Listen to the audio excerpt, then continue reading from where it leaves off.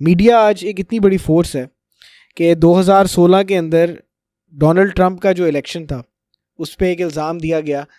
کہ Donald Trump کو elect کروانے میں ایک بہت بڑا ہاتھ رشین ایڈز کا تھا جو فیس بک کے اوپر چلے،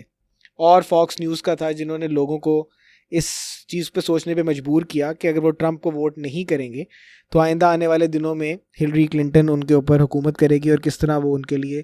ایک عذاب بن سکتی ہے اپنی پالیسیز کے ذریعے سے، اور اس طرح آپ نے الیکشن کا رخ موڑ دیا۔ اسی طرح آپ کو انگلینڈ کے اندر میڈیا کی پاور نظر آتی ہے کہ کس طرح مین اسٹریم میڈیا اور سوشل میڈیا نے مل کے بریگزٹ کو ایک ریالٹی بنایا، جو کہ ایک ایز اے پالیسی کنسیڈر کیا جاتا تھا کہ غلط فیصلہ تھا انگلینڈ کے پارٹ پہ، لیکن ڈر اور خوف پھیلایا گیا کہ اگر آپ ایسا کریں گے، آپ بریگزٹ کریں گے تو اس سے آپ کے ملک کا بہت بڑا فائدہ ہوگا، اور آپ کو کوئی جو نقصانات ہوں گے وہ اس کے بارے میں کوئی بات نہیں کی۔ تو میڈیا نے ایک نیریٹو بلڈ کیا اور اس طرح ایک بہت بڑا پالیسی چینج لے کے